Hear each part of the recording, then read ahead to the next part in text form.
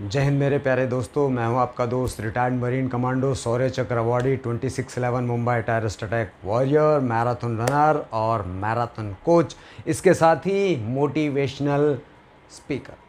दोस्तों, आज थोड़ा सा लीक से हटकर हम बात करने वाले हैं। और लीक से हटकर बात क्या है कि हमारे देश में जो स्पोर्ट्स पर्सन है, जो एथलीट हैं, उनका भविष्य क्या है। और आज तक जितने भी अच्छे एथलीट रहे हैं, मैक्सिमम एथलीट पुवर्टी यानी कि गरीबी की हालत में ही मरे हैं।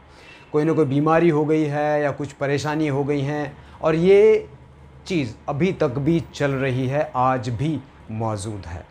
वो अपने बच्चों को बता के जाते हैं कि प्लीज़ आप एथलीट मत बनना।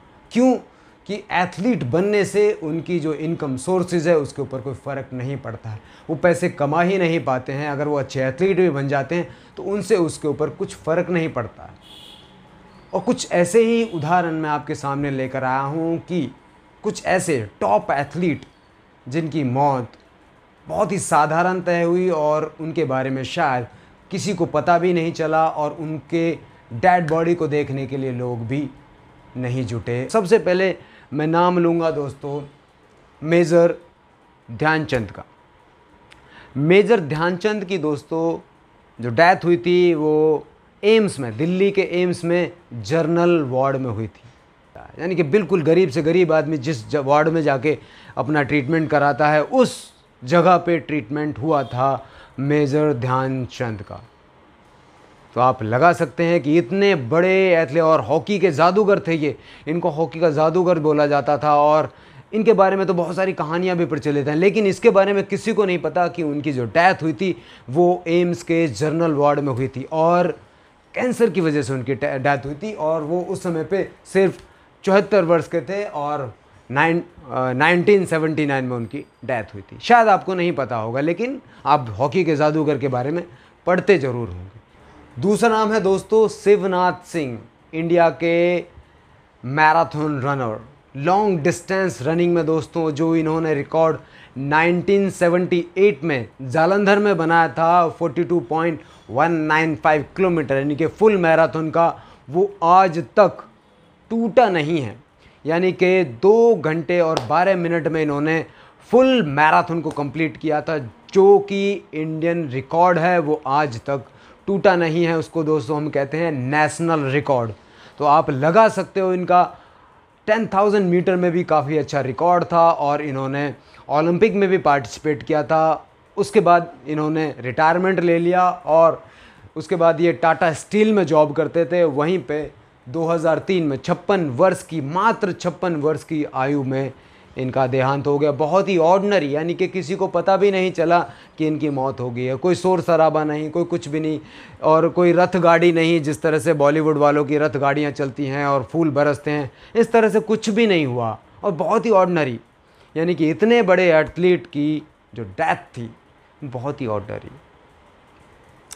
तीसरा नाम दोस्तों मैं गिनवाऊंगा डिंको सिंह, जिन्होंने सारे रिकॉर्ड तोड़ दिए थे। 16 साल बाद मेडल मिला था, गोल्ड मेडल मिला था बॉक्सिंग में। जब इंडिया में आशाएं ख़त्म हो गई थी कि इंडिया में बॉक्सिंग का कुछ टैलेंट बचा हुआ है, तो सब कुछ ख़त्म हो गया था, तब डिंको सिंह एक ऐसे व्यक्ति थे जिन्होंने गोल्ड मेडल जीता था। और दोस्तों उनकी जो मौत हुई अभी 10 जून 2021 में, मात्र 42 साल की उम्र में उनकी डेथ हुई।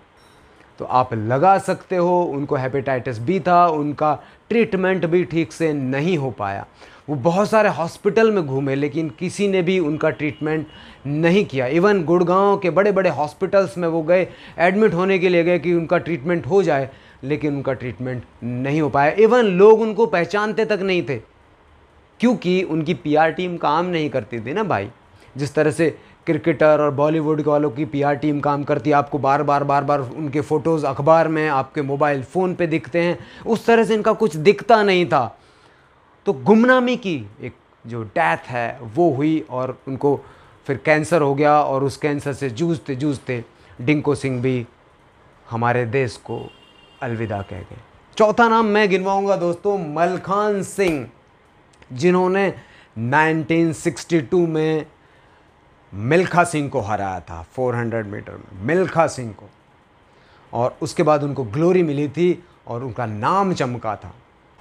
64 वर्ष की आयु में दोस्तों इनका देहांत हो गया था। ट्रक चलाते थे और ट्रक पे यानी कि नागपुर दिल्ली नागपुर उनका ट्रक चलता था और वो ट्रक ड्राइवर बने इतने बड़े एथलीट होके। और एक बंदा जिसको उन्होंने हराया वो कहाँ से कहाँ पहुँच गया। और मलखान सिंह का जो परिवार था उन्होंने उनके मेडल बेच के कलेक्शंस किया, कुछ पैसे मिल जाएं घर चलाने के लिए। उन्होंने अपने परिवार से बच्चों से कहा कि मेरे बच्चों आप खिलाड़ी मत बनना, एथलीट मत बनना, जो एथलेटिक मुझे कुछ नहीं दे पाया वो तुम्हें क्या देगा। तो दोस्तों ये थी इन 4 लोगों की कहानी। और एक और कहानी इसके पीछे मैं बताना चाहता हूँ दोस्तों। ये चारों लोग सेना से संबंध रखते हैं, चारों लोग सेना से संबंध रखते हैं। और वहीं सेना, हमारी जो सेना है, वहीं पे क्रिकेटर को अपना ब्रांड एम्बेसडर बनाती हैं, उनको ऑनरी देती हैं। वहीं पे कुछ लोग गुमनामी की और पुवर्टी की, मतलब बात करें कि गरीबी की हालात में मर जाते हैं वहीं पर। तो ये मैं कहना चाहता हूँ कि इस देश में ही हो सकता है, ऐसा और कहीं पे हो नहीं सकता है ये कि उनके खुद के एथलीट गरीबी में मरते हैं और कहीं और के एथलीट को लाके, कहीं और के प्लेयर्स को लाके यहाँ पर कुछ ऑर्गेनाइजेशंस उनको अपना चेहरा बनाते हैं। तो दोस्तों कहीं पे भी कुछ भी करने से पहले दोस्तों विचार कर लें, कहाँ पर जा रहे हैं, क्या करना चाहते हैं अपने जीवन में, उसका निर्णय आप कर लें। क्योंकि ये भविष्य आपको तय करना है, अपने जीवन का भविष्य आपको तय करना है कि आपको क्या करना है और क्या नहीं करना। अगर मैं पुराने रिकॉर्ड्स को और अभी के रिकॉर्ड्स की बात करूं तो भारत में कहीं पे भी एथलेटिक्स के बारे में कुछ ज़्यादा अच्छा भविष्य नहीं है। कुछ 2-4 नाम चमक जाते हैं, लेकिन कुछ लोग दोस्तों गुमनामी की मौत मर जाते हैं। आप देख रहे थे मेरा YouTube channel Marcos Praveen Tewatia. Like, subscribe, share और कमेंट्स करके ज़रूर बताएं कि वीडियो आपको कैसी लगी। जय हिंद, जय भारत।